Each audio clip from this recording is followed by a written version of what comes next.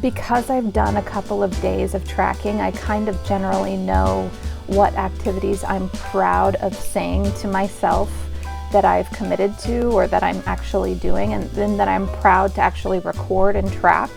Find that as soon as I have to get out my notes app and I have to put in, I have to type out whatever activity I'm doing, I really don't want to type in that I've spent an hour of my day wasting time.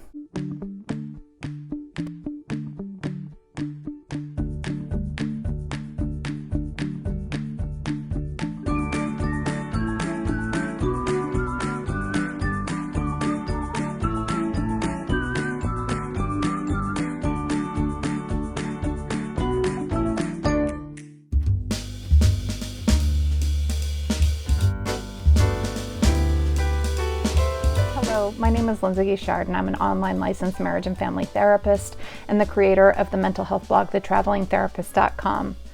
Today, I wanted to give you an update of my first 5 days of my 30 days of tracking my hours from when I wake up to when I go to bed, and some patterns that I've seen just in the short time that I've started. I'm really enjoying the process. I type in my notes app all of the hours starting from 7 a.m. to 11 p.m. And then what I've noticed is that I enjoy doing that a day ahead. So basically the night before I have the start of my day, I'll go and I'll do that run through from 7 to 11. And then I'll start to fill in hours that I know are my anchor hours. And what I mean by anchor hours is like, if we know we get up at a certain time generally, and we know we go to bed at a certain time, then I put that in.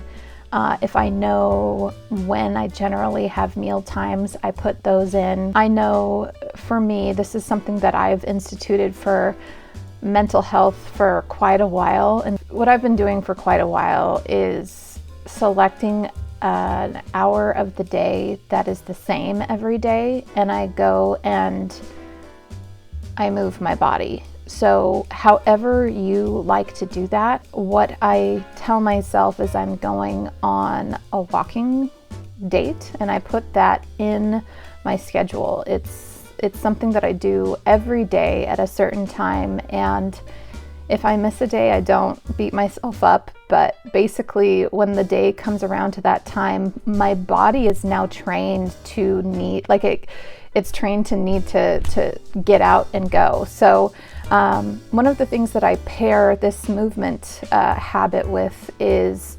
audiobooks. And so I am a big fan of just as soon as I finish an audiobook, I pick a new one and I go. If you are interested in trying out Audible, I am going to link it below.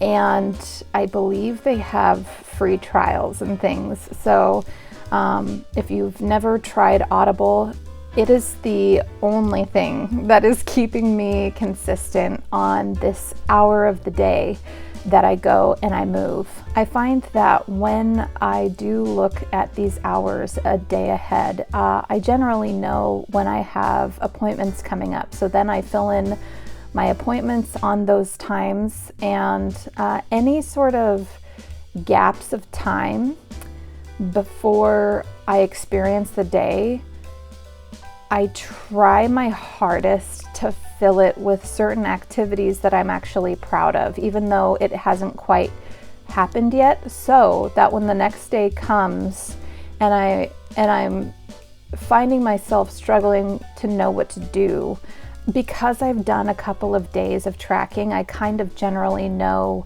what activities I'm proud of saying to myself that I've committed to or that I'm actually doing, and then that I'm proud to actually record and track. Find that as soon as I have to get out my notes app and I have to put in, I have to type out whatever activity I'm doing, I really don't want to type in that I've spent an hour of my day wasting time.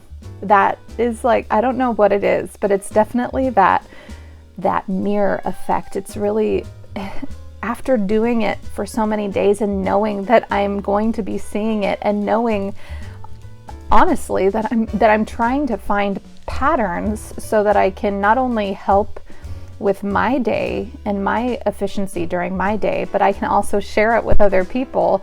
It is very intense. I just, like even when I take a glance at my day, there are some holes in it. And so the holes I like to try to fill with a creative project. The word that I'm putting in all of the holes of my day is the word writing. And so